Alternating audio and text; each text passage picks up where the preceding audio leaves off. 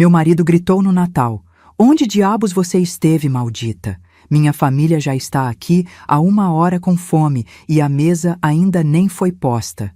Ele não fazia a menor ideia do que o esperava.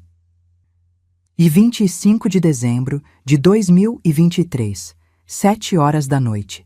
Eu estava parada na porta da minha própria casa, com a chave tremendo na minha mão, quando ouvi o grito: "Onde diabos você esteve, maldita?"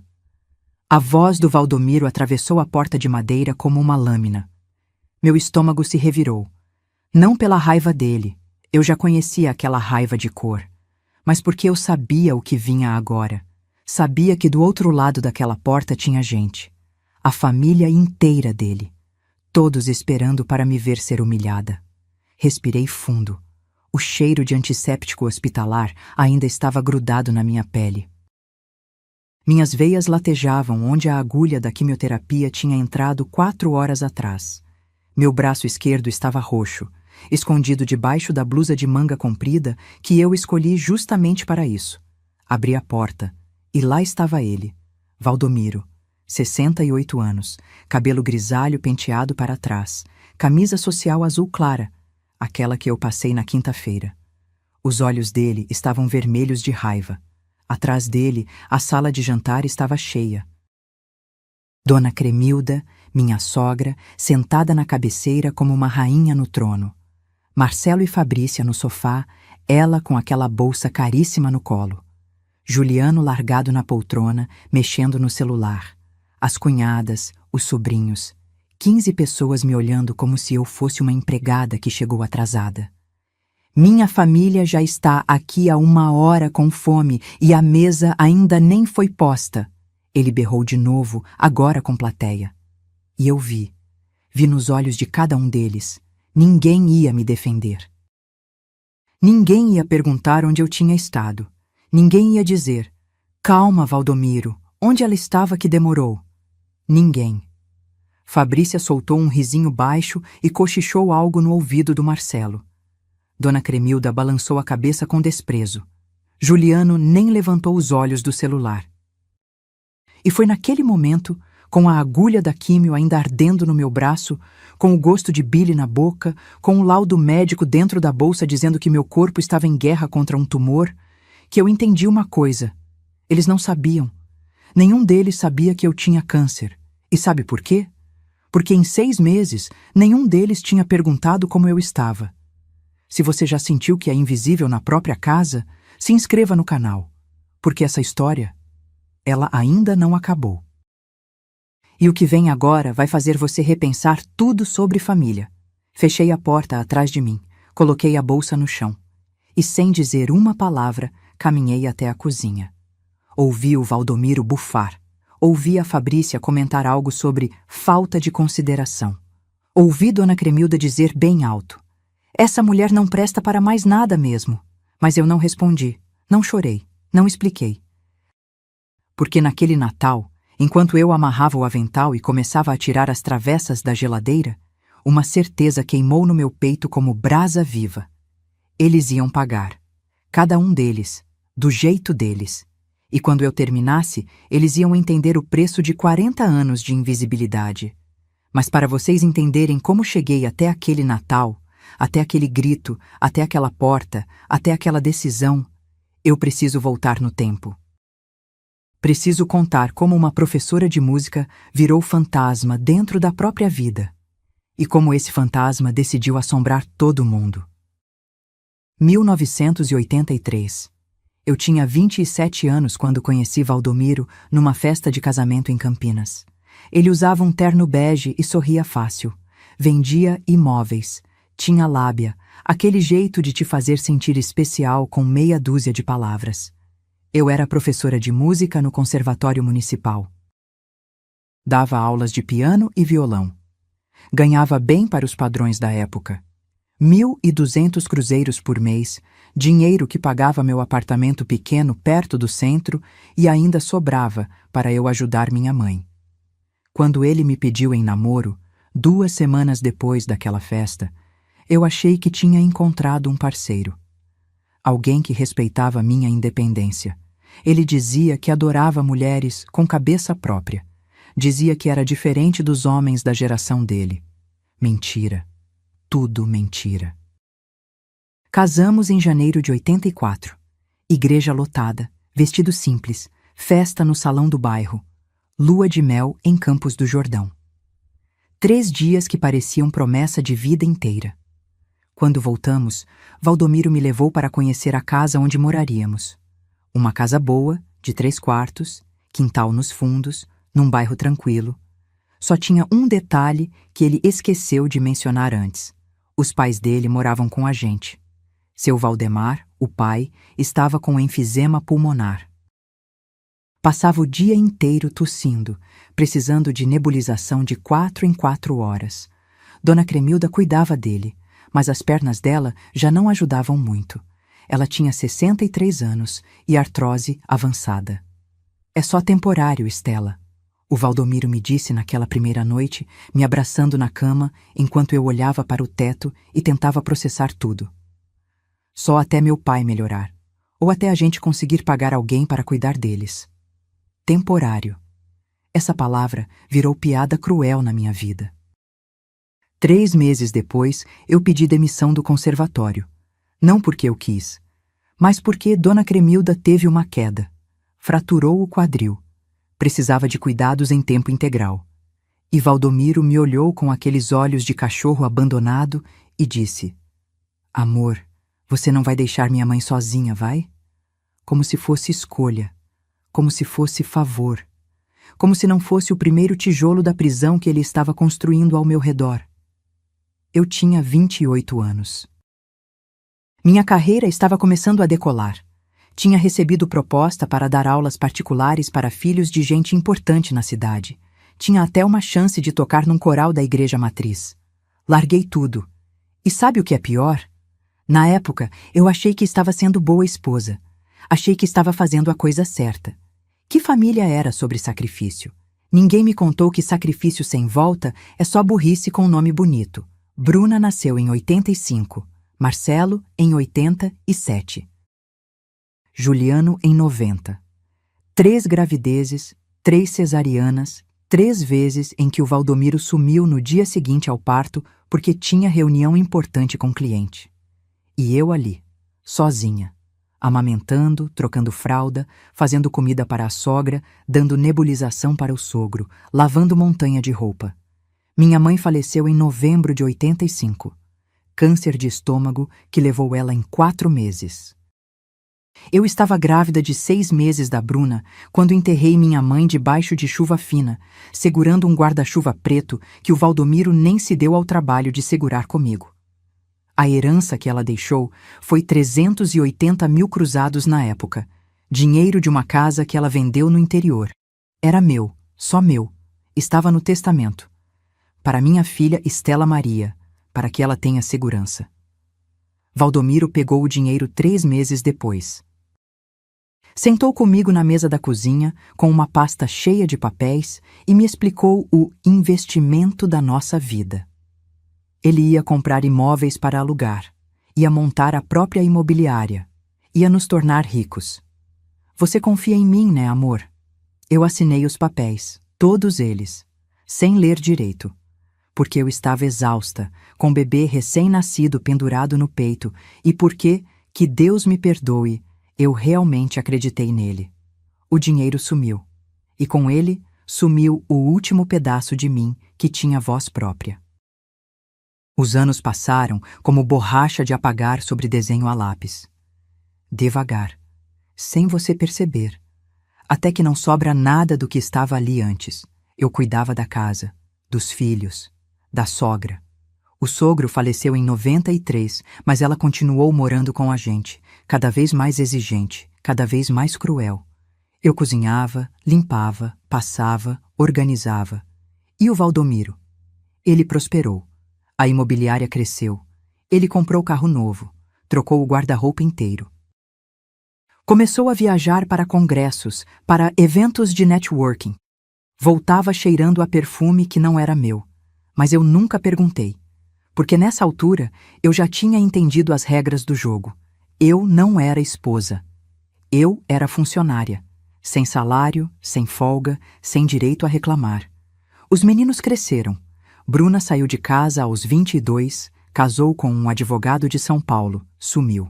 Ligava uma vez por mês, sempre correndo, sempre sem tempo para visitar. Marcelo entrou para trabalhar com o pai na imobiliária. Juliano? O Juliano nunca cresceu de verdade. Ficou ali, dependente, tratando a casa como hotel. E eu virei mobília. Aquele tipo de coisa que está sempre ali, mas ninguém repara. Ninguém agradece. Ninguém pergunta se está quebrada. Até que em junho de 2023, meu corpo gritou o que minha boca nunca teve coragem de dizer. Um nódulo no seio esquerdo. Pequeno, duro, silencioso. Câncer. E quando a médica me deu o diagnóstico, sabe qual foi meu primeiro pensamento? Será que alguém lá em casa vai notar? Deixa eu te contar uma coisa que dói mais que qualquer quimioterapia. Descobrir que você foi roubada pela pessoa que jurou te proteger. Valdomiro construiu um império. 12 imóveis alugados espalhados por Campinas e região. Uma imobiliária com 3 corretores fixos e escritório de vidro na avenida principal. 2 carros, uma Hilux prata e um Corolla para o Marcelo. Conta bancária que eu nunca tive acesso, mas que permitia a Fabrícia desfilar com bolsa de R$ 6.000 e unhas de 400. Todo mundo achava que o Valdomiro era um self-made man. O homem que começou do zero e venceu na vida com trabalho duro e visão de negócio. Meus filhos contavam essa história com orgulho. Meu pai é um vencedor. Construiu tudo sozinho. Sozinho. Essa palavra me corroia por dentro como ácido. Porque eu sabia a verdade. Eu sempre soube. Só fingia não saber porque era mais fácil do que encarar o tamanho da traição. Aqueles 380 mil cruzados que minha mãe deixou, o dinheiro da casa dela, da vida inteira dela trabalhando como costureira, não investimos juntos. Valdomiro pegou, colocou tudo no nome dele. Comprou 4 imóveis em leilão da Caixa entre 86 e 88, quando os preços estavam no chão.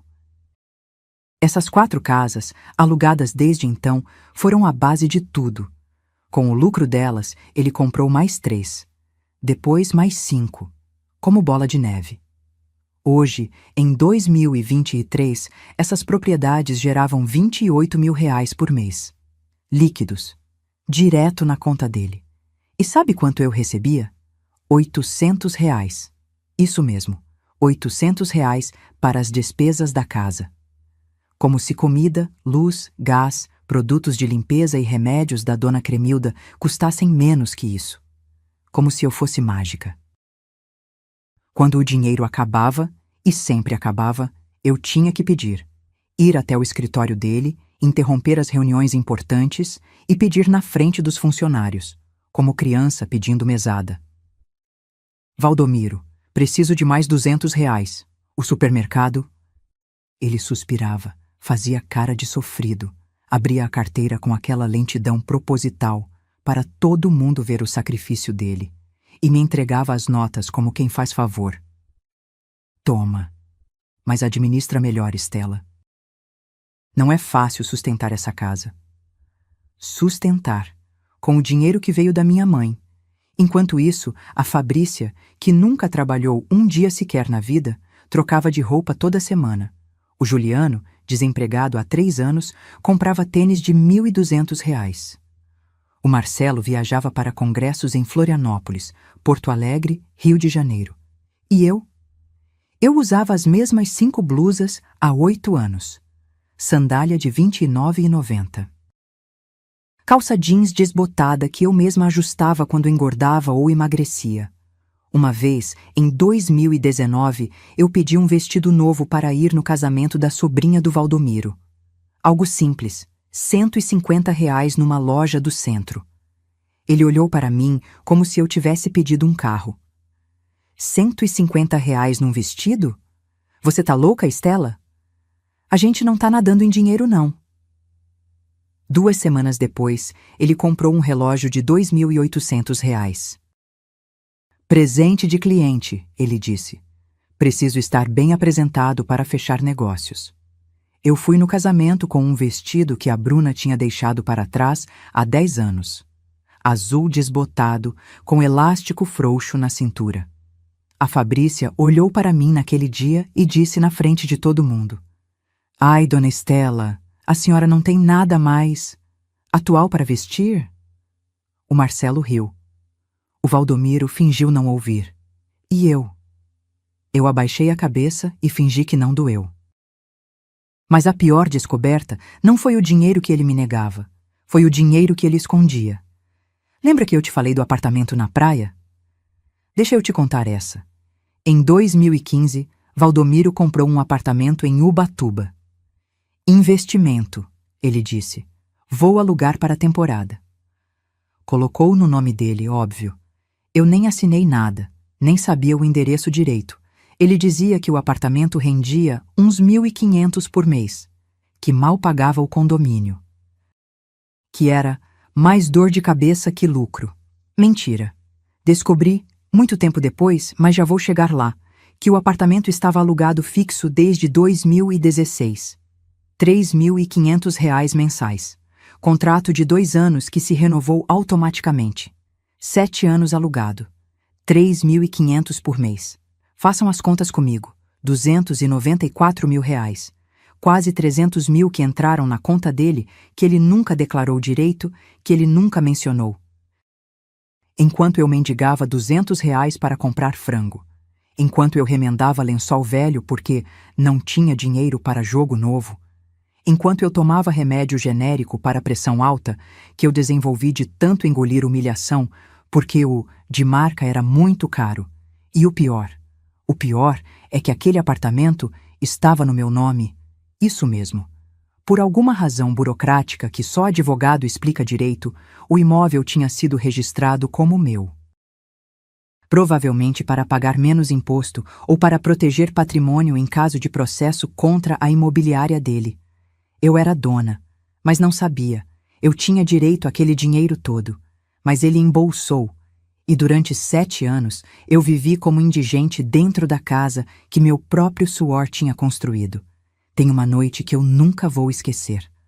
Outubro de 2022, meu aniversário de 66 anos. Acordei, fiz café, arrumei a casa, preparei almoço. Ninguém disse nada. Valdomiro saiu cedo para a reunião. Voltou às 8 da noite, jantou, assistiu jornal, foi dormir. Nem feliz aniversário. Eu fiquei sentada na cozinha, sozinha, olhando para o bolo que eu mesma tinha feito. Simples, de laranja, sem vela. E pensei, será que se eu morrer amanhã, eles vão sentir minha falta? Ou só vão sentir falta de quem cozinha, lava e limpa? A resposta veio 1 ano depois.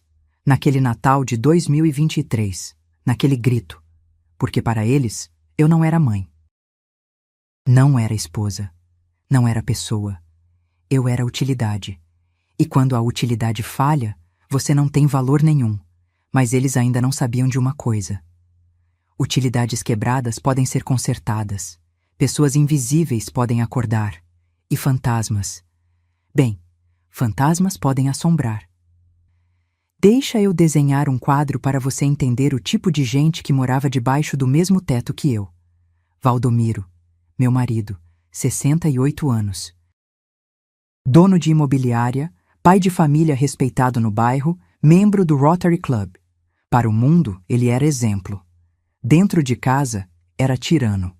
Ele tinha um jeito de te diminuir sem levantar a voz. Uma sobrancelha levantada quando você falava. Um suspiro profundo quando você entrava na sala. Um silêncio que dizia mais que qualquer grito. Você não importa. Tinha dias que ele passava por mim como se eu fosse parede, literalmente. Eu falava, bom dia, e ele seguia para o banheiro sem nem piscar na minha direção. Mas se a Fabrícia chegasse? Aí ele era todo sorrisos. Como está, minha filha? Quer um café? Minha filha. A nora dele recebia mais carinho em 5 minutos do que eu em 5 anos. Dona Cremilda, minha sogra, 89 anos, vivendo com a gente desde 1993. exatos 30 anos sendo tratada como rainha, enquanto eu era a súdita. Ela tinha uma cadeira especial na sala. Ninguém podia sentar nela. Era o trono da vovó, como o Juliano chamava. De lá, ela comandava tudo. Controlava os horários das refeições, reclamava da temperatura da casa, criticava cada prato que eu fazia. Esse arroz está empapado, Estela. Essa carne está dura, Estela. Minha falecida sogra fazia melhor, Estela. Toda santa refeição, alguma crítica. E sabe o que o Valdomiro fazia? Ria. Mãe tem razão, Estela. Você podia caprichar mais. Ela tomava remédio para pressão, para diabetes, para tireoide. 7 comprimidos diferentes por dia. E quem organizava, quem lembrava os horários, quem marcava consulta, quem ficava 3 horas na fila do posto de saúde? Eu. E sabe quantas vezes ela me agradeceu nesses 30 anos? Nenhuma. Marcelo, meu filho mais velho, 38 anos. Trabalhava com o pai na imobiliária, ganhava bem, uns 8.000 por mês. Casado com a Fabrícia há 9 anos. O Marcelo sempre foi o preferido do Valdomiro, o sucessor. Desde pequeno, aprendeu que agradar o pai era mais importante que qualquer outra coisa, inclusive respeitar a mãe. Ele me olhava com pena, aquele tipo de pena que é quase desprezo, como se eu fosse criatura fraca, incapaz, que tinha escolhido aquela vida. Uma vez, em 2021, eu tentei conversar com ele. Disse que me sentia cansada, que precisava de ajuda nas tarefas da casa. Ele estava mexendo no celular, nem levantou os olhos. Mãe, a senhora tem 89 anos morando aqui com a gente. A vida da senhora é tranquila. Para de drama. 89 anos? Ele estava falando da avó dele. Nem percebeu que tinha confundido. Para ele, eu e a dona Cremilda éramos a mesma coisa. Velhas inúteis que ocupavam espaço. Fabrícia, a nora, 35 anos. Cabelo sempre impecável, unha sempre feita, roupa sempre cara. Nunca trabalhou. Vivia do salário do Marcelo, ou seja, vivia do dinheiro que veio da minha herança. Ela tinha um dom especial para me humilhar com um sorrisinho no rosto. Ai, dona Estela, a senhora não quer que eu ensine a fazer creme hidratante caseiro? Ajuda com essas rugas? Nossa, dona Estela, a senhora não pensa em pintar esse cabelo? Tá muito branco, envelhece.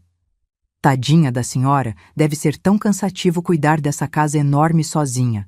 Mas fazer o quê, né? A vida é assim. Tadinha. Ela me chamava de tadinha na frente dos outros, e todo mundo ria como se fosse carinho. Um dia, eu estava lavando louça depois do almoço de domingo. Ela entrou na cozinha, pegou um copo d'água e ficou me observando.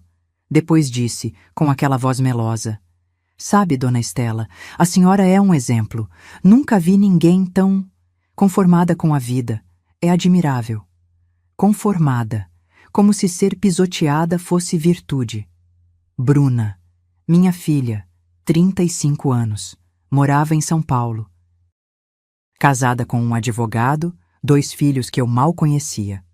Ela ligava uma vez por mês, sempre correndo, sempre com desculpa para não visitar. Oi, mãe, tudo bem? Olha, não vou poder ir aí no aniversário do pai. Tá muito corrido aqui, mas mando um presente. Beijo, tchau. 3 minutos de ligação. Se muito. No Natal ela mandava cesta de presente. Panetone, vinho, castanhas. Nunca um "como você está?" de verdade. Uma vez, em 2022, ela postou foto no Facebook com a sogra dela. As duas abraçadas, sorrindo.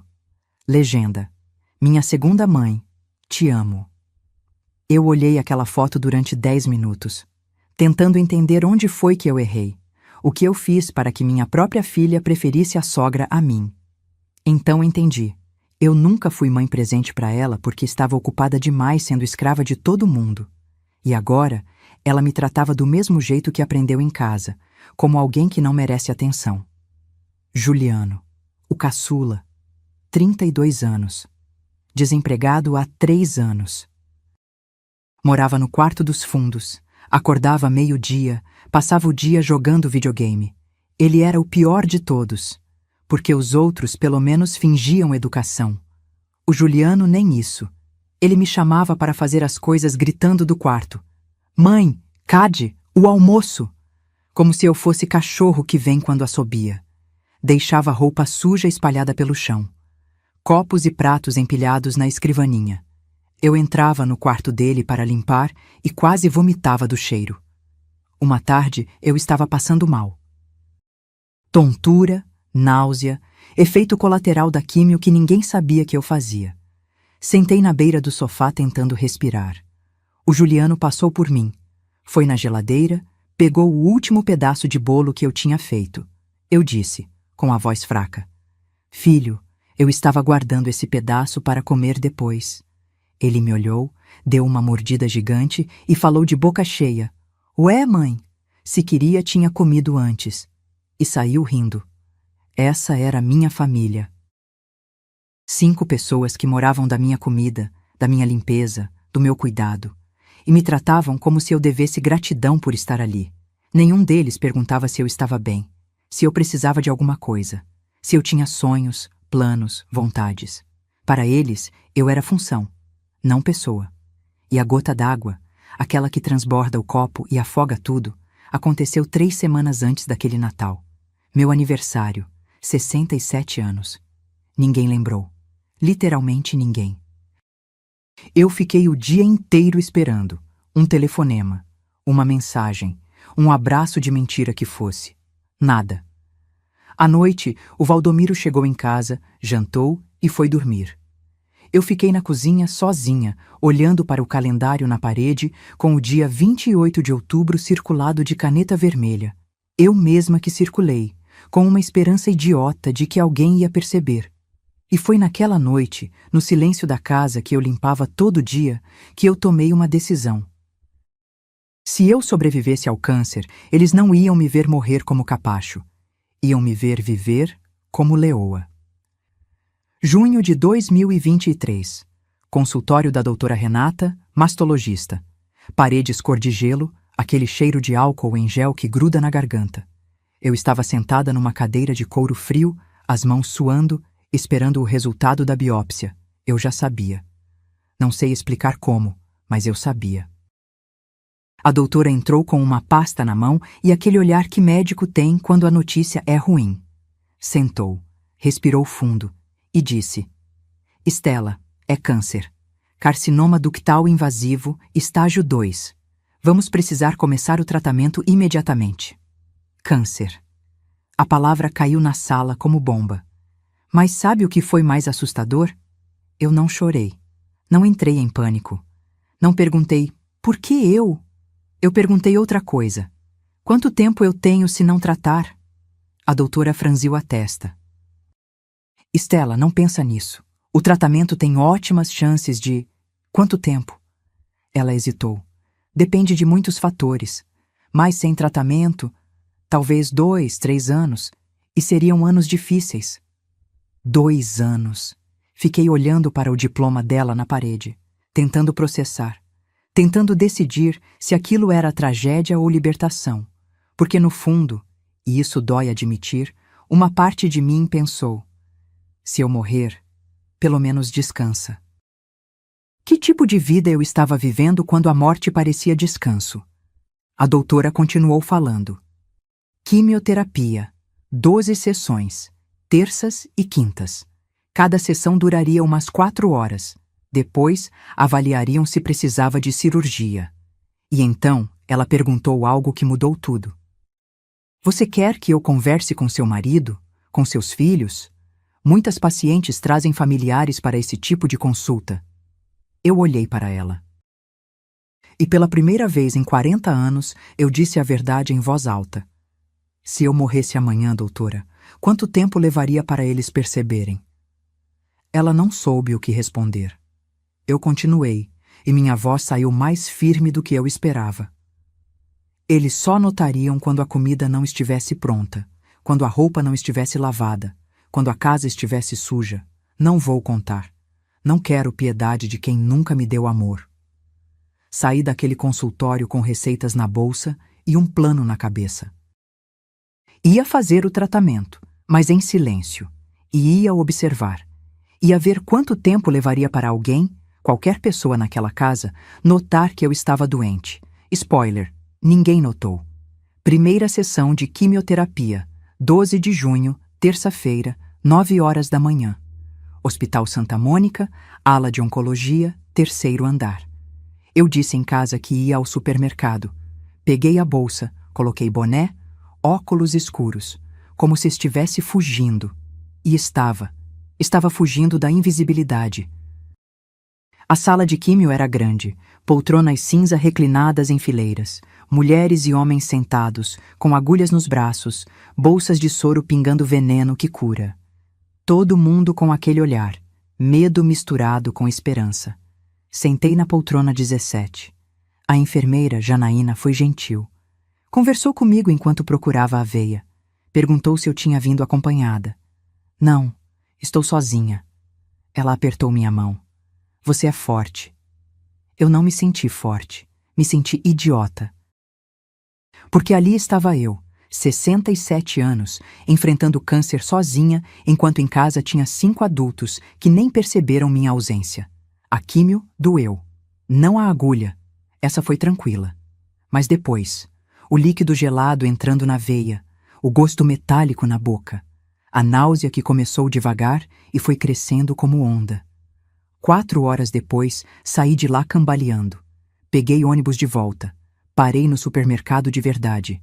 Comprei leite, pão, frutas, para a mentira fazer sentido. Cheguei em casa 3:30 da tarde. Juliano estava na sala, grudado no videogame. Nem olhou para mim. Mãe, Cad, a comida? Tô com fome. Engoli a náusea, fui para a cozinha e fiz macarrão. 3 semanas se passaram assim. Terças e quintas na químio. O resto da semana fingindo que estava tudo bem. Eu emagreci 6 quilos. Meu cabelo começou a cair. Eu prendia ele, usava lenço em casa, dizia que estava com caspa. Ninguém perguntou. Até que numa quinta-feira, 29 de junho, minha vida mudou por causa de uma conversa na sala de espera. Eu estava sentada, esperando ser chamada, quando uma senhora sentou ao meu lado. Cabelo grisalho curtinho, olhos azuis vivos, blusa florida, uns 70 e poucos anos. Ela olhou para mim e sorriu. Aquele tipo de sorriso que reconhece dor na outra pessoa. Primeira vez? 4ª sessão, eu respondi. Eu já terminei o meu tratamento. Vim só para o controle. 2 anos livre do câncer. Ela estendeu a mão. Hildete.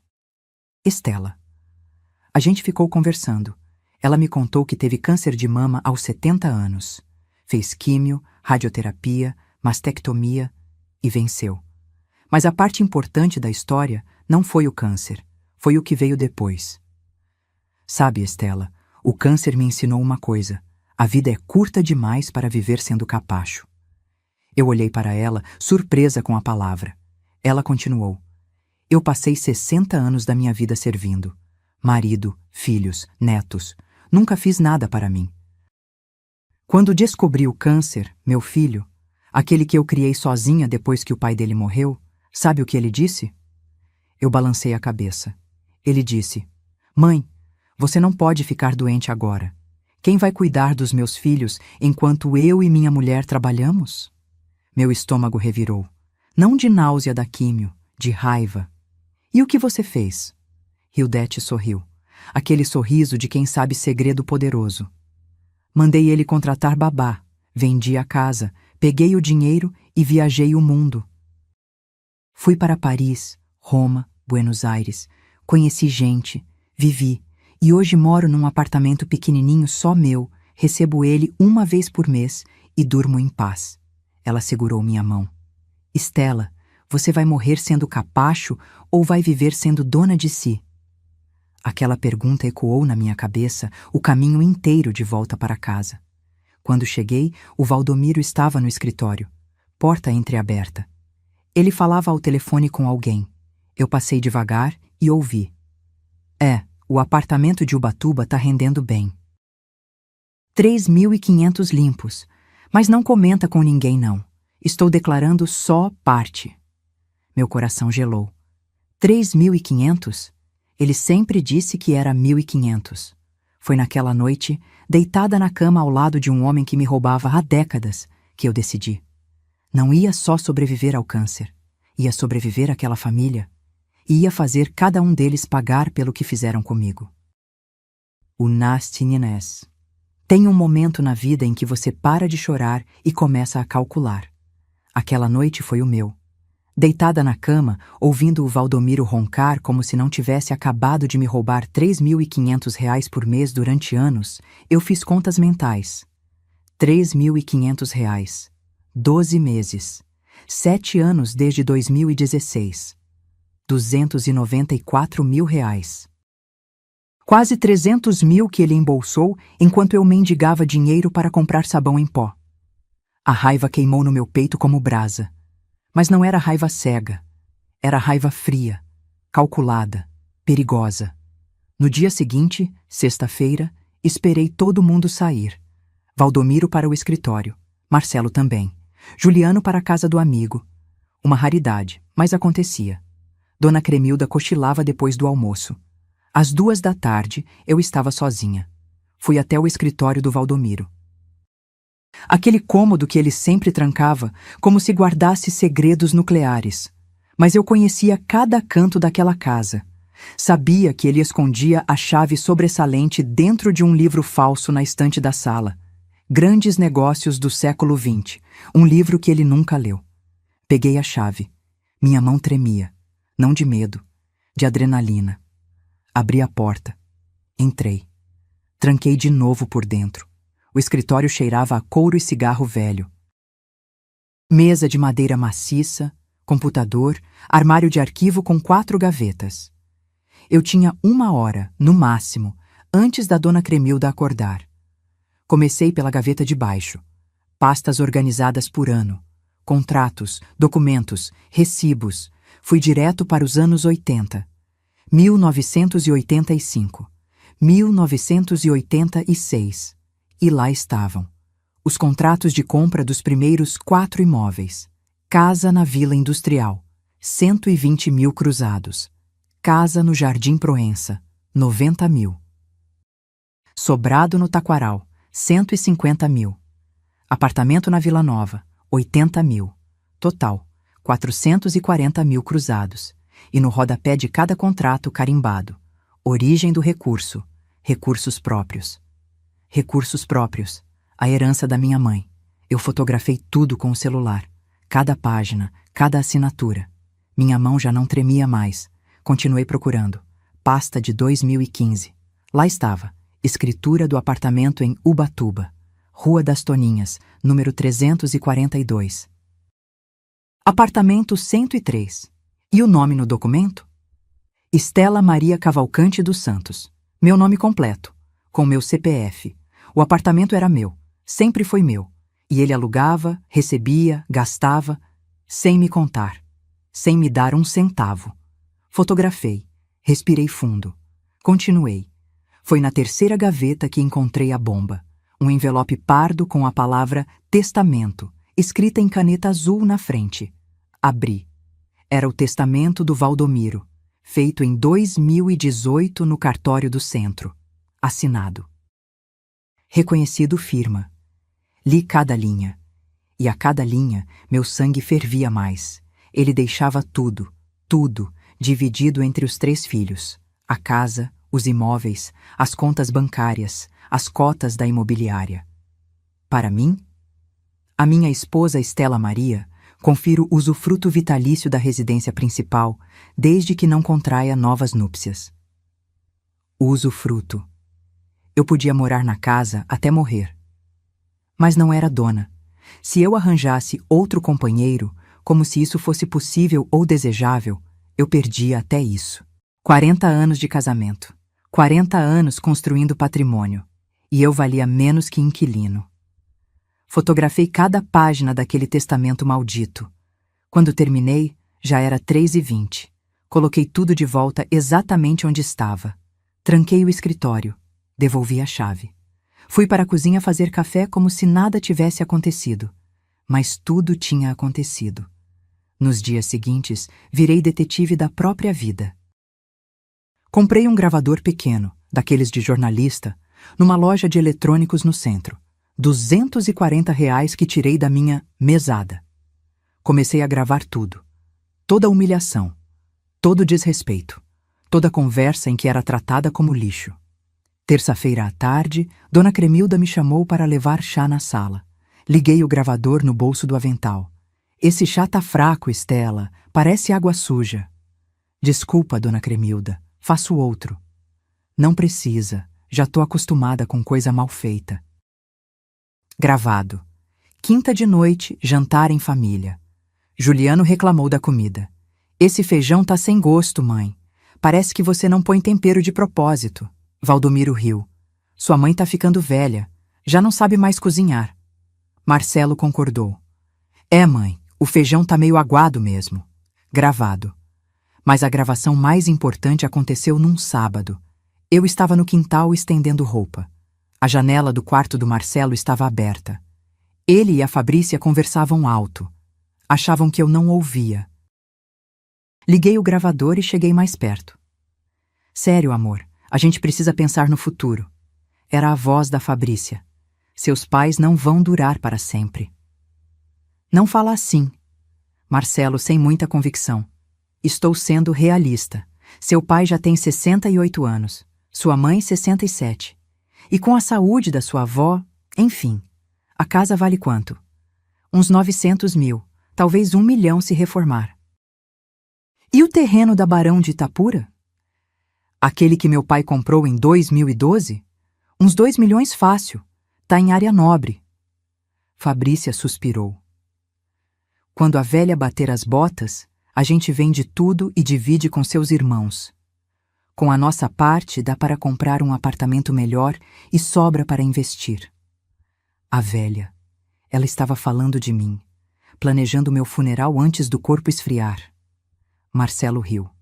Você é terrível, sabia? Estou pensando no nosso futuro, amor. No futuro dos nossos filhos. Essa casa aqui é grande demais, gasta demais. Melhor liquidar e partir para algo mais prático. Liquidar. Como se eu fosse ativo falido. Fiquei ali parada, segurando o lençol molhado, gravador no bolso, engolindo lágrimas de raiva. Naquela noite, transferi todas as gravações para o computador. Salvei em 3 pendrives diferentes. Um escondi dentro de uma lata de farinha no armário. Outro dentro do forro velho de um casaco que ninguém usava. O terceiro mandei pelo correio para a casa da Bruna, dentro de um pacote com receitas da vovó escrito na frente. Ela nunca abriria, mas estava seguro. As provas estavam reunidas, documentos que mostravam que o império foi construído com meu dinheiro, gravações que provavam o desrespeito constante, contrato que provava que eu tinha imóvel em meu nome que ele escondia, testamento que provava que ele me deixaria na miséria, conversa dos filhos planejando minha herança como abutres. Faltava só uma coisa: advogado. E foi num dia de quimioterapia, conversando de novo com a Hildete, que encontrei a solução. Estela, você precisa da doutora Letícia, advogada especialista em direito de família. Ela me ajudou a me divorciar do meu segundo marido quando descobri que ele tinha amante. Pegou metade de tudo para mim. Hildete anotou o telefone num papel. Liga para ela. Conta tudo. Ela vai saber o que fazer. Guardei aquele papel como quem guarda passaporte para país novo. Porque era exatamente isso. Eu estava fugindo. Fugindo da prisão que construíram para mim. E diferente de presa comum, eu não ia fugir de mãos vazias. Ia levar o que era meu. Cada centavo. Cada migalha de dignidade. E ia deixar eles com o que eles mereciam. Nada além da própria mesquinhez. Voltemos àquele Natal. 25 de dezembro de 2023. 7 da noite. Eu tinha saído de casa às 3 da tarde. Sessão de quimioterapia de emergência. Meus glóbulos brancos tinham despencado e a doutora Renata me ligou pedindo para eu ir imediatamente. Risco de infecção grave. Mandei mensagem no grupo da família. Vou demorar. Comecem sem mim se precisar. Ninguém respondeu. Fiquei 4 horas no hospital. Agulha grossa no braço esquerdo. Soro. Medicação para fortalecer a imunidade. O corpo doía inteiro.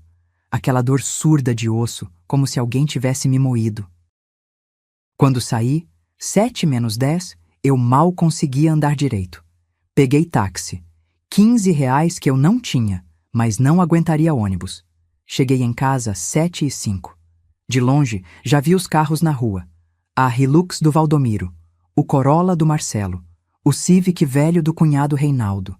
Mais 3 carros que eu não conhecia. Família inteira. Meu estômago apertou. Não de náusea da químio, de pavor, porque eu sabia o que vinha. Abri o portão devagar. Caminhei até a porta. A chave tremia na minha mão. Não de medo, de exaustão. E então veio o grito. Onde diabos você esteve, maldita? A porta se escancarou antes mesmo de eu terminar de girar a chave. Valdomiro estava ali, vermelho de raiva, veias saltadas no pescoço, dedo apontado para o meu rosto. Minha família já está aqui há 1 hora com fome e a mesa ainda nem foi posta. Atrás dele, a sala estava cheia. Contei rapidamente. 15 pessoas. Dona Cremilda no trono dela, cara de nojo. Marcelo e Fabrícia no sofá, ela com vestido vermelho de festa e colar de pérolas. Pérolas que custaram R$ 4.000, eu sabia porque ouvi ela contar para a cunhada. Juliano na poltrona, ainda de bermuda e chinelo, como se fosse churrasco de domingo. As cunhadas, Sônia e Vera na mesa da sala, taças de vinho vazias na frente. Os sobrinhos adolescentes no chão, mexendo no celular. O cunhado Reinaldo em pé perto da TV, braços cruzados, olhando para mim como juiz olha para criminoso. Todos me encarando. Eu entrei. Fechei a porta atrás de mim com cuidado. Coloquei a bolsa no chão, a bolsa onde estava o laudo médico, o comprovante da sessão, a receita de antibióticos. Ninguém perguntou onde eu tinha estado. Ninguém percebeu que eu estava pálida, que eu tremia, que meus lábios estavam rachados de desidratação. Valdomiro continuou gritando. Você sabia que hoje era Natal? Sabia que minha família vinha jantar? E onde você estava? Dona Cremilda bateu a bengala no chão. Essa mulher não presta para mais nada mesmo. Irresponsável. Na minha época, esposa que se preze não deixava a casa nesse estado. Olhei para a mesa. Estava vazia, sem toalha, sem pratos, sem nada. A ceia estava na geladeira. Peru assado que eu tinha feito na véspera. Farofa, arroz à grega, rabanada, tudo pronto. Só faltava montar, mas eles não foram capazes nem de colocar prato na mesa. Fabrícia levantou do sofá, veio até mim com aquele sorriso venenoso. Pôs a mão no meu ombro, toque gelado, falso. Deixa que eu arrumo a mesa, dona Estela. A senhora está tão envelhecida, deve estar cansada, coitada. Coitada. Aquela palavra de novo. Sônia, a cunhada, riu. É mesmo, Fabrícia. Estela está com cara de quem passou o dia todo fazendo o quê? Dormindo? Elas riram juntas. Marcelo não disse nada. Só olhou para o lado, covarde. Juliano gritou lá do fundo. Mãe, você está de pirraça? O Natal é para servir a família. Para de drama e vai fazer sua obrigação. Minha obrigação. Eu olhei para ele. 32 anos. Desempregado. Vivendo às minhas custas. Me chamando para fazer minha obrigação. Valdomiro apontou para a cozinha. Vai logo, Estela. Todo mundo está esperando. E depois dessa vergonha, você ainda vai ter que ouvir o que eu tenho para falar. Eu fiquei parada ali. 5 segundos. 10, 15. Só olhando para todos eles. E naquele silêncio, eu tive uma revelação. Eu podia morrer ali mesmo. Colapso, parada cardíaca, qualquer coisa. E a primeira preocupação deles seria: quem vai fazer a ceia? Não onde ela estava. Não, ela está bem. Não, por que ela demorou. Quem vai fazer a ceia? Porque para eles, eu não era mãe. Não era esposa, não era sogra, não era avó, não era pessoa. Eu era função. E funções não têm sentimento, não têm câncer, não têm dor. Respirei fundo. A agulha da químio ainda ardia no meu braço. O gosto amargo de remédio ainda estava na minha boca. Minha cabeça latejava, mas eu não disse nada. Não expliquei onde estive, não defendi, não chorei, porque naquele momento, olhando para aquelas 15 pessoas que esperavam que eu servisse enquanto meu corpo travava uma guerra pela sobrevivência, eu entendi algo fundamental. Eles não mereciam explicação, mereciam lição. Caminhei até a cozinha. Amarrei o avental, aquele avental azul desbotado que eu usava há 10 anos. Abri a geladeira. Comecei a tirar as travessas. Ouvi risadas na sala. Ouvi taças tinindo. Ouvi alguém ligando a televisão. A vida deles seguindo normal enquanto eu sangrava por dentro. Mas enquanto eu montava aquela ceia, enquanto colocava cada prato na mesa, cada talher no lugar, cada guardanapo dobrado, uma certeza queimava no meu peito como ferro em brasa. Aquela era a última ceia que eu fazia para eles. A última vez que eu seria função. A última vez que eu engolia a humilhação como quem engole remédio amargo. Porque eu tinha segredo que eles não sabiam.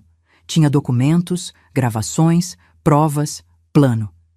E nos próximos meses, cada um deles ia entender o preço de 40 anos de invisibilidade. Iam aprender que fantasma não assombra só à noite. Assombra para sempre. Servia a ceia em silêncio absoluto. Eles comeram, riram, brindaram. Ninguém disse obrigado. Ninguém disse estava gostoso. Ninguém notou que eu não comi nada.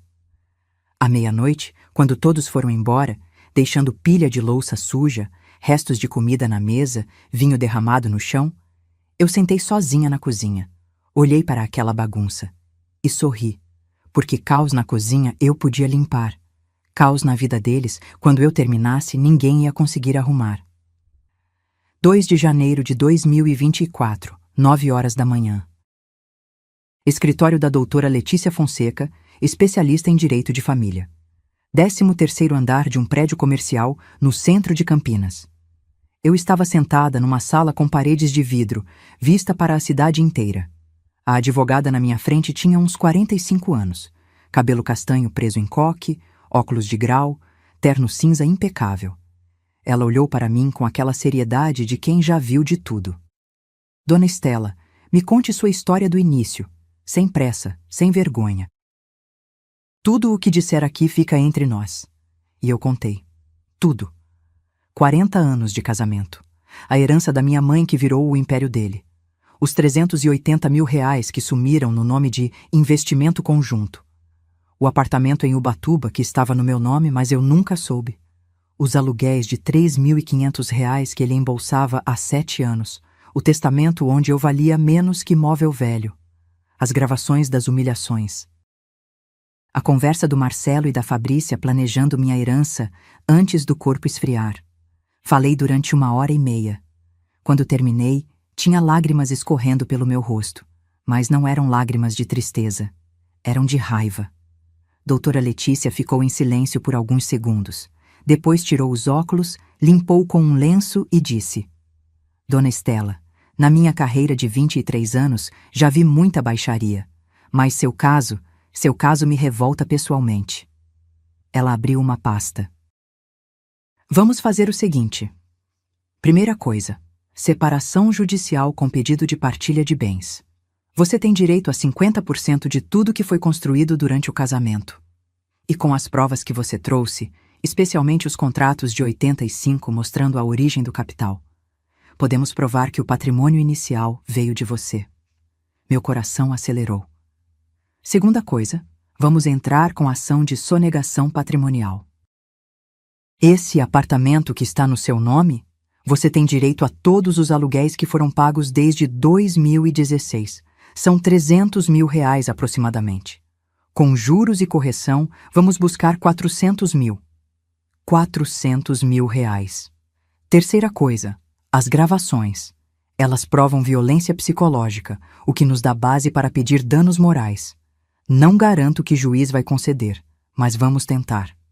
Ela fechou a pasta e me olhou direto nos olhos. Mas preciso que você entenda. Isso vai ser guerra. Seu marido vai contratar advogado, vai tentar te pintar como louca, interesseira, oportunista. Seus filhos vão ficar do lado dele. Você tem certeza que quer seguir em frente? Eu não hesitei nem um segundo. Doutora, eu tenho câncer.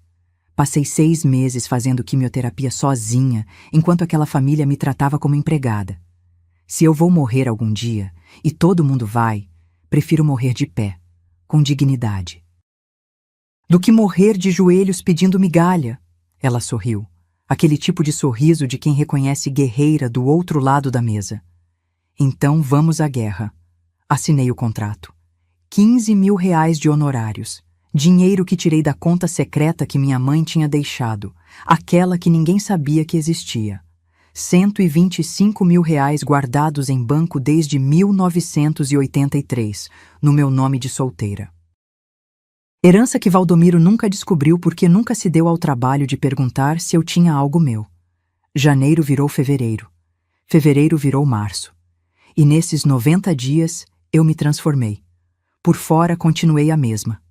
Acordava cedo, fazia café, limpava a casa, cozinhava, servia. Mas por dentro? Por dentro eu era furacão. Toda terça e quinta eu ia para a sessão de quimioterapia. Mas agora também ia para o escritório da doutora Letícia. A gente montou o caso como quebra-cabeça, cada documento, cada gravação, cada prova de que eu tinha sido roubada, humilhada, apagada. Foi a doutora Letícia quem sugeriu algo que mudou tudo. Dona Estela, seu marido teve algum relacionamento anterior? Algum filho de outro casamento? Eu pisquei, surpresa. Teve. Ele foi casado antes. Durou só 3 anos. Tem um filho desse casamento, o Samuel. Mas eles são afastados há mais de 40 anos. Os olhos dela brilharam. A gente precisa encontrar esse Samuel. Levou 2 semanas, mas encontramos. Samuel Ferreira dos Santos, 45 anos, morava em Ribeirão Preto, gerente de banco, casado, 2 filhos. Liguei para ele num sábado de manhã. Alô? Samuel? Meu nome é Estela. Sou a segunda esposa do seu pai. Silêncio do outro lado. Eu sei quem você é. O que quer? A voz dele era dura, cheia de mágoa antiga. Preciso conversar com você, pessoalmente. É sobre seu pai. E acho que você vai querer ouvir. 2 dias depois, eu estava sentada num café em Ribeirão Preto. Samuel entrou. Alto, cabelo grisalho nas têmporas, óculos de armação preta. Tinha os olhos do Valdomiro, mas o olhar era diferente. Era olhar de quem sofreu abandono e nunca esqueceu. Sentou na minha frente, pediu café e disse: "Fale." Eu contei tudo. Ele me ouviu em silêncio. Quando terminei, ele ficou olhando para a xícara de café vazia por um longo tempo. Então disse: "Meu pai me abandonou quando eu tinha 5 anos. Fugiu com você. Desculpa a sinceridade." E nunca mais olhou para trás. Minha mãe criou eu sozinha. Trabalhou como faxineira para me dar educação. Morreu de derrame aos 57 anos. Ele não foi no enterro. A voz dele tremeu.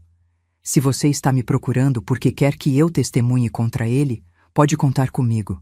Porque esse homem não é pai, é fantasma, e fantasmas não merecem lealdade.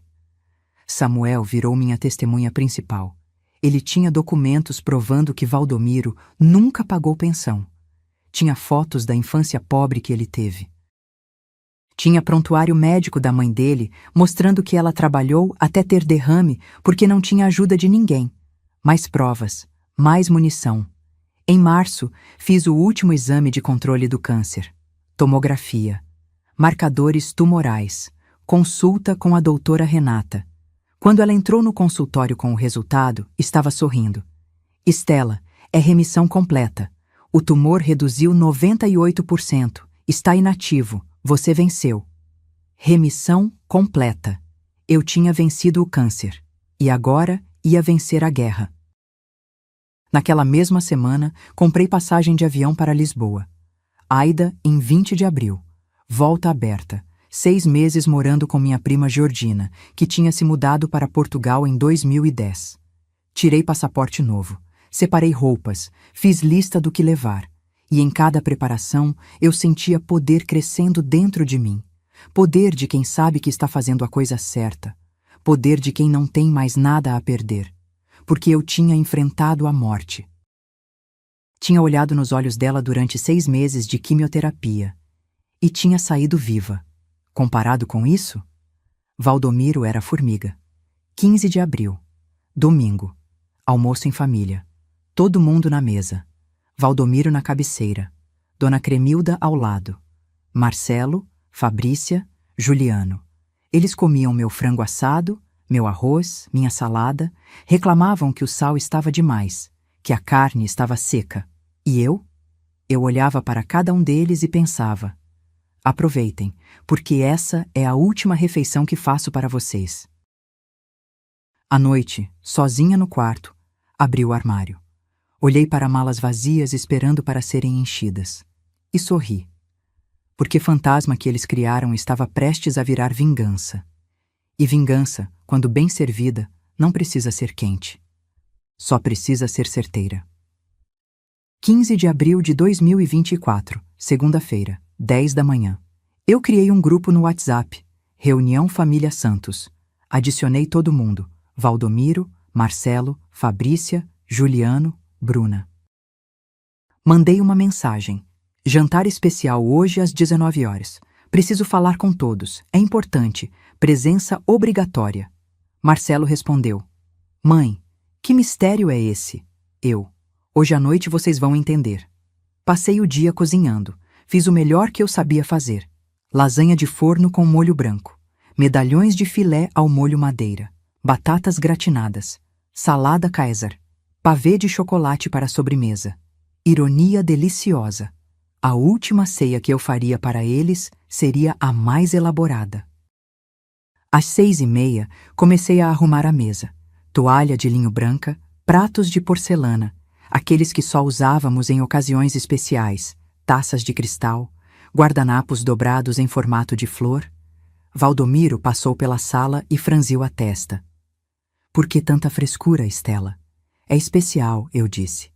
Ele bufou e foi assistir jornal. 7 horas. A campainha tocou. Bruna tinha vindo de São Paulo.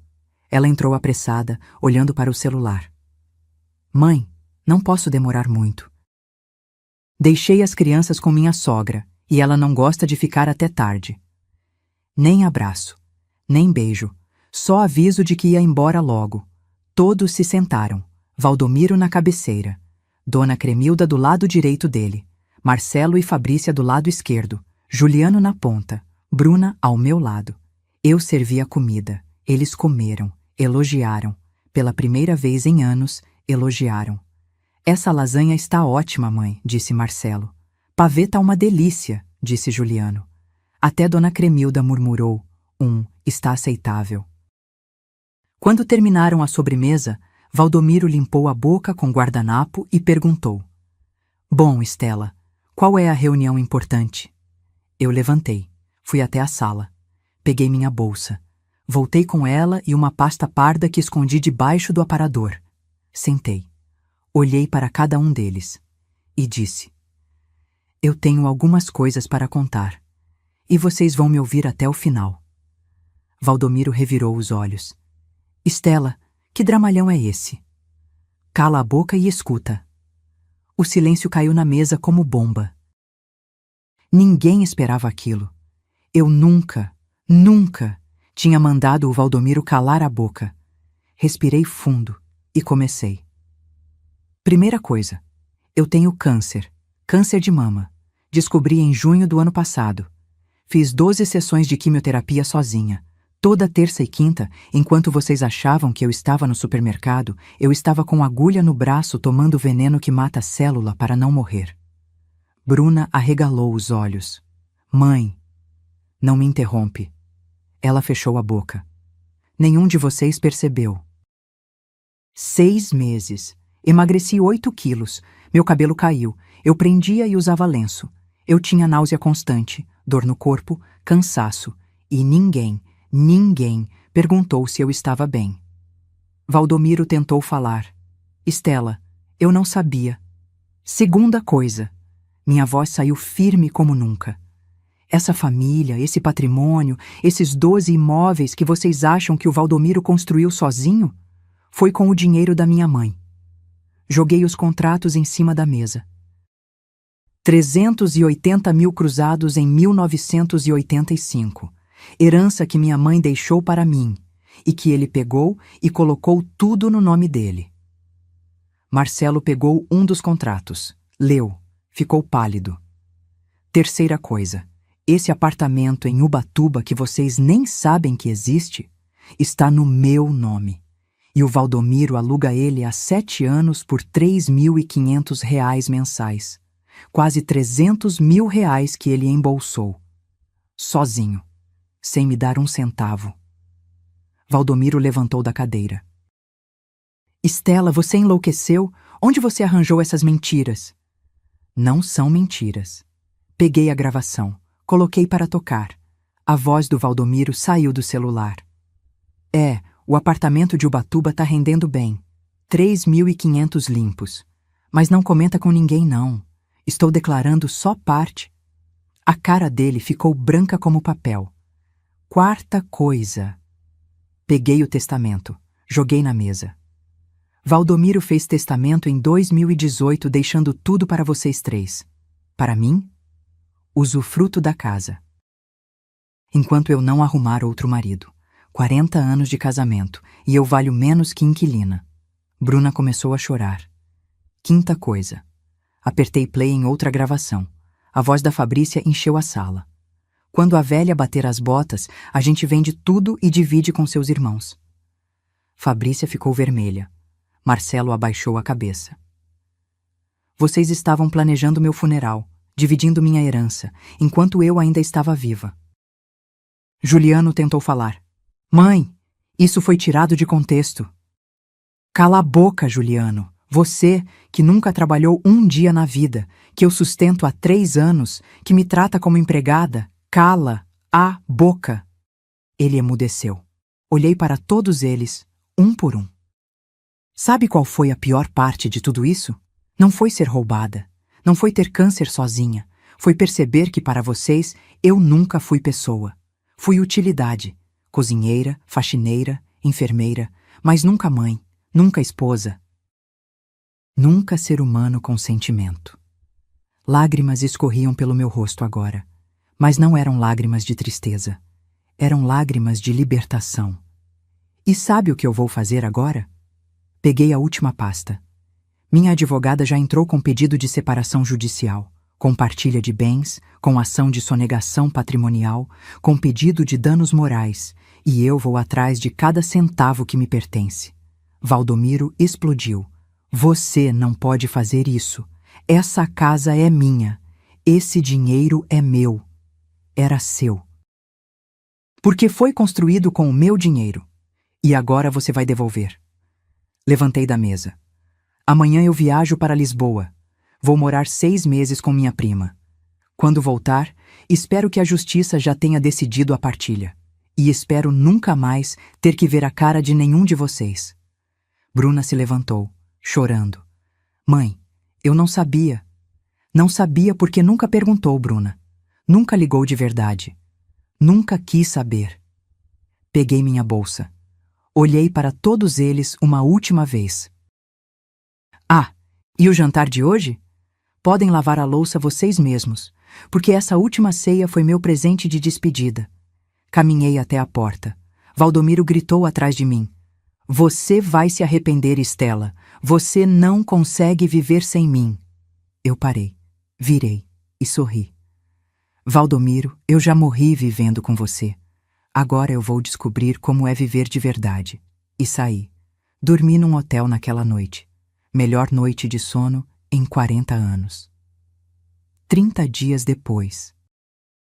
15 de maio de 2024. Eu estava em Lisboa, tomando café da manhã na varanda do apartamento da minha prima Georgina, quando o celular tocou. Doutora Letícia. Dona Estela, temos novidades. Boas novidades. Meu coração disparou. O laudo pericial saiu. O perito analisou todos os documentos, rastreou a origem do capital, verificou os contratos de 1985. Está tudo comprovado. O patrimônio inicial veio da sua herança. A juíza aceitou todos os argumentos. Fechei os olhos, respirei fundo. E agora? Agora a gente negocia. O advogado do Valdomiro já ligou pedindo acordo. Ele sabe que vai perder feio se isso for a julgamento. Quer resolver rápido. Quanto ele está oferecendo? 6 imóveis dos 12, mais R$300 mil em dinheiro referente aos aluguéis sonegados de Ubatuba. E a casa fica com você. Ele que saia. 6 imóveis. R$300 mil. A casa era mais do que eu imaginei conseguir. Aceita, eu disse. Tem certeza? A gente pode pressionar por mais. Não quero mais nada dele além do que é meu por direito. Aceita o acordo. Quanto antes isso acabar, melhor. 10 dias depois, acordo homologado judicialmente. 25 de maio de 2024. Os 6 imóveis que ficaram comigo eram os melhores. 2 casas no Taquaral, um sobrado na Bela Vista, o apartamento em Ubatuba, uma casa comercial na avenida principal e um terreno na região da Lagoa do Taquaral. Valor de aluguel mensal: R$14 mil, líquidos, direto na minha conta, mais os 300 mil de indenização, que viraram 420 mil com juros e correção monetária. O apartamento de Ubatuba voltou oficialmente para meu nome, com todos os direitos. Expulsei o inquilino antigo e coloquei para aluguel por temporada, rendendo muito mais. Mas o melhor não foi o dinheiro, foi ver o império desmoronar. Valdomiro precisou vender a imobiliária. O escritório bonitinho de vidro na avenida, fechado, placa de vende-se na porta. Os 3 corretores que trabalhavam com ele, demitidos. Ele vendeu por R$250 mil, menos da metade do que valia, porque estava desesperado. Precisava pagar advogado, pagar as custas do processo, pagar a parte dele do acordo. A Hilux, vendida. O Corolla que o Marcelo usava, vendido também. Ele teve que alugar um apartamento de 2 quartos num bairro distante, sozinho. Tendo que cozinhar, lavar roupa, limpar casa. Descobri depois, pela Bruna, que ele queimou arroz 3 vezes na primeira semana. Que ligou para ela chorando, pedindo para ela ensinar a usar máquina de lavar. Chorando. O homem que me humilhou durante 40 anos estava chorando porque não sabia fritar um ovo. Marcelo perdeu o emprego quando a imobiliária fechou. Ficou 4 meses desempregado. Tentou arrumar vaga em outras imobiliárias, mas ninguém contratava. Todo mundo sabia do processo, do escândalo. E a Fabrícia? Ah, a Fabrícia. 2 meses depois que o dinheiro acabou, ela pediu separação.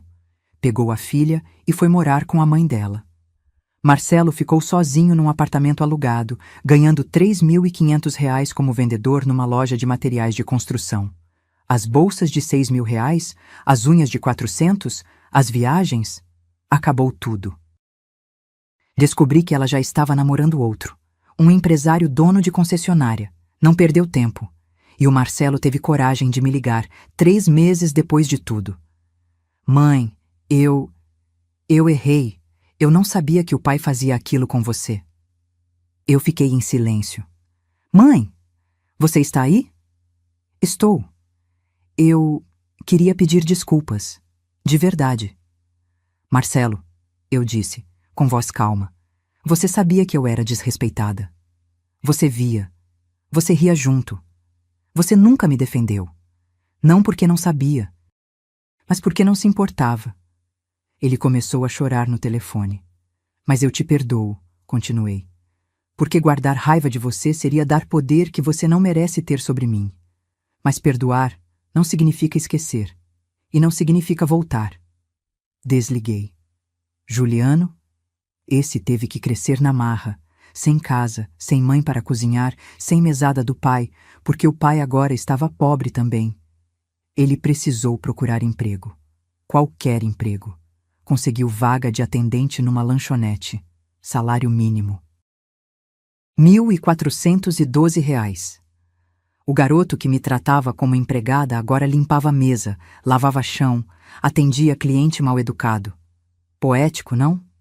Bruna foi a única que tentou de verdade. Ela veio me visitar em Lisboa em julho. Trouxe as crianças, meus netos que eu mal conhecia. Sentamos num café em Alfama. Ela chorou, pediu desculpas, de verdade. Mãe, eu fui uma filha horrível. Eu estava tão preocupada com minha vida que esqueci de você. Eu sabia que o pai tratava você mal. Eu via. E fingia que não via porque era mais fácil. Ela segurou minha mão. Me desculpa, por favor. Olhei para ela, para os olhos dela molhados de lágrima verdadeira. E eu vi algo que não vi nos outros. Arrependimento real. Eu te perdoo, Bruna, mas você precisa entender. A gente não volta a ser o que era, porque o que era quebrado. Podemos construir algo novo, mas vai levar tempo. Ela concordou. E desde então, a gente conversa toda semana. De verdade. Não aquelas ligações de 3 minutos. Conversas de mãe e filha tentando se reencontrar. Samuel, o filho do primeiro casamento do Valdomiro, testemunhou no processo. Contou sobre o abandono, sobre a mãe dele trabalhando sozinha, sobre os anos sem pensão. A juíza ficou revoltada. Usou o testemunho dele como prova de padrão de comportamento abusivo. Pesou contra o Valdomiro. Depois do processo, eu e Samuel viramos amigos. Ele me chama de Dona Estela, com respeito. Diz que eu sou mais mãe para ele, mesmo sem ter criado ele, do que o pai dele foi a vida inteira. Ironia bonita, não? E Dona Cremilda, a rainha do trono? Ela foi morar com o Marcelo, no apartamento pequeno, sem empregada, sem ninguém para servir ela. O Marcelo agora sabe o que é cuidar de idosa exigente, o que é ouvir reclamação em cada refeição, o que é acordar de madrugada porque ela precisa de remédio, o que é aguentar desprezo diário. 3 meses depois, ele me ligou de novo. Mãe, como você aguentou 30 anos? Eu ri. Desliguei. Em setembro, recebi notícia. Valdomiro teve um AVC leve. Passou 4 dias internado. Nenhum dos filhos foi visitar. Estavam ocupados. Ele saiu do hospital sozinho, de táxi. E eu não senti pena. Senti justiça. Porque durante 40 anos, ele me fez invisível. E agora, ele entendia o que era ser invisível de verdade. Ser esquecido. Ser descartado. Ser função que deixou de funcionar. A vida tem dessas ironias. Você colhe exatamente o que planta. E ele plantou desprezo durante décadas. Agora colhia solidão. Novembro de 2024. 6 meses depois. Lisboa, Portugal. Acordo às 7 da manhã, com o sol entrando pela janela do meu apartamento em Alfama. É um apartamento pequeno, 2 quartos, varanda com vista para o Tejo, azulejos antigos nas paredes. Aluguei por 1.200 euros. Consigo pagar fácil com os aluguéis que recebo do Brasil. Levanto. Faço café, aquele café português forte que aprendi a amar. Sento na varanda com uma manta nos ombros, porque mesmo em novembro, aqui é fresco de manhã. Olho para o rio, para os barcos passando, para a cidade acordando devagar. E respiro. Respiro sem peso no peito, sem nó na garganta, sem medo do que vem depois. Pela primeira vez em 40 anos, eu respiro livre. O câncer? Remissão completa. Última tomografia em outubro. Limpa. Marcadores tumorais. Normais. A doutora Renata disse que minha recuperação foi surpreendente. Que pacientes com perfil emocional positivo se recuperam melhor. Perfil emocional positivo. Engraçado, né? Eu passei a vida inteira em perfil emocional negativo. E só melhorei quando tirei o tumor verdadeiro da minha vida. Aquela família parasita. Hoje é terça-feira, dia que eu dou aula de piano. Sim, voltei a dar aula. Tem uma escola comunitária aqui perto, num bairro chamado Graça. Eles precisavam de professora de música voluntária. Eu me ofereci. Agora, toda terça e quinta, das 9 ao meio-dia, eu ensino piano para crianças portuguesas. Crianças de 8, 9, 10 anos. Olhinhos brilhando quando conseguem tocar música inteira pela primeira vez. Sorriso enorme quando acertam o ritmo. Elas me chamam de Professora Estela, com respeito, com carinho, e eu ensino de verdade. Não porque sou obrigada, mas porque eu quero. Porque finalmente, aos 68 anos, eu estou fazendo o que sempre amei e nunca pude fazer. Às 3 da tarde, encontro a Hildete num café na Baixa. A gente virou amigas de verdade. Ela mora aqui em Lisboa há 3 anos, num apartamento em Santos. A gente se encontra 2 vezes por semana para tomar chá, comer pastel de nata, conversar sobre vida. Foi ela quem me apresentou ao grupo de mulheres 60+. 8 senhoras portuguesas e brasileiras que se reúnem toda sexta para jantar, conversar, rir. Mulheres que, como eu e a Hildete, decidiram que nunca é tarde para viver de verdade. Semana passada, a gente foi a Sintra. Visitamos o Palácio da Pena. Subimos escadas. Tiramos fotos. Rimos como adolescentes. Mês que vem, vamos para o Porto. Depois, planejamos Espanha. Estou vivendo tudo que nunca vivi. E sabe o que é melhor? Estou vivendo com o meu dinheiro. Não preciso pedir. Não preciso explicar. Não preciso mendigar. 14 mil reais mensais dos aluguéis dão quase 3 mil euros. Vivo bem, viajo, guardo, ajudo quem precisa. Semana passada, doei 1.000 euros para a instituição que ajuda mulheres vítimas de violência doméstica. Porque violência não é só soco. Às vezes, é apagar alguém aos poucos. E eu sei exatamente como isso é. Bruna veio me visitar de novo em outubro. Dessa vez, ficou uma semana inteira. Trouxe os meninos. A gente andou pela cidade, comeu nos restaurantes, conversou de verdade. Uma noite, ela me disse: "Mãe, você está diferente, mais leve, mais viva." Eu sorri. Estou, porque pela primeira vez eu estou vivendo para mim, não para agradar, não para servir, para mim. Ela abraçou eu e chorou. Eu queria ter percebido antes. Não importa mais, eu disse. O que importa é agora. Ontem recebi carta do Brasil, do Marcelo, carta manuscrita, 4 páginas. Ele contou que perdeu a casa, que está morando num apartamento pequeno com a avó, que a Fabrícia casou de novo e não deixa ele ver a filha direito, que está trabalhando duro, acordando cedo, voltando tarde. No final da carta, ele escreveu: "Mãe, agora eu entendo. Entendo o que a senhora aguentou. Entendo o peso. Entendo a solidão. Me desculpa por ter demorado tanto para enxergar. Eu te amo. E espero que um dia a senhora consiga me perdoar de verdade." Guardei a carta numa gaveta. Não porque não perdoei. Eu já perdoei. Mas porque perdoar não significa esquecer. E não significa voltar a ser capacho. Algumas pontes a gente reconstrói, outras a gente deixa queimada, para lembrar de nunca mais atravessar. Hoje à noite vou ao Fado. Tem uma casa pequena no bairro Alto onde cantam músicas de saudade, de amor, de dor. Eu vou sozinha. Peço vinho do Porto, ouço as canções.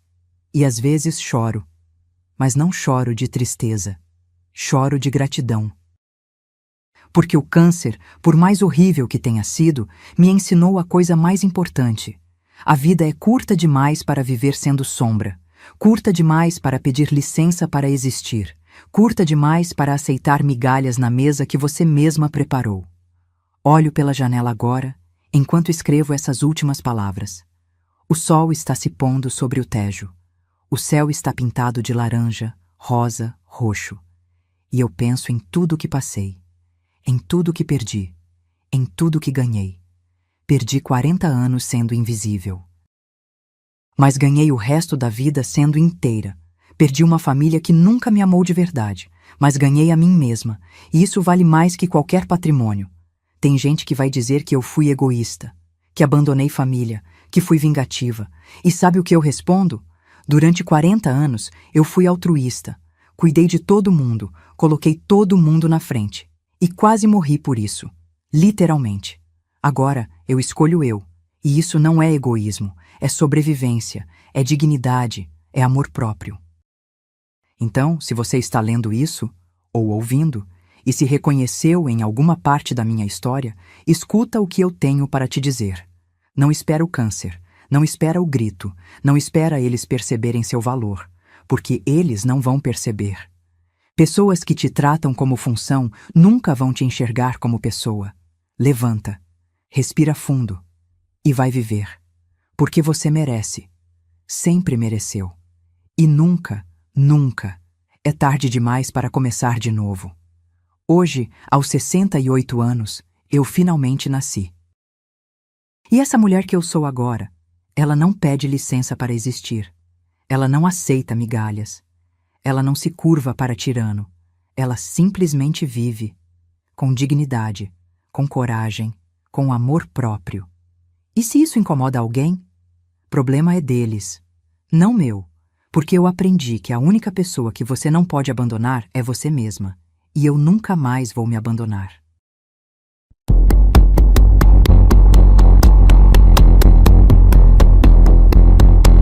Se essa história tocou seu coração de alguma forma, deixe um comentário contando de onde você está assistindo. Escreva sua cidade, seu país. Vamos criar uma corrente de mulheres que se apoiam, que se entendem, que sabem que nunca é tarde para recomeçar. Curta esse vídeo se você acredita que dignidade não tem preço. E se inscreva no canal para continuar acompanhando histórias reais de mulheres que escolheram viver, não apenas sobreviver. Porque sua história também importa. E você também merece ser vista. Um abraço forte. E lembra, você é muito mais do que as funções que te atribuíram. Você é pessoa, inteira, completa, valiosa. E isso ninguém pode tirar de você.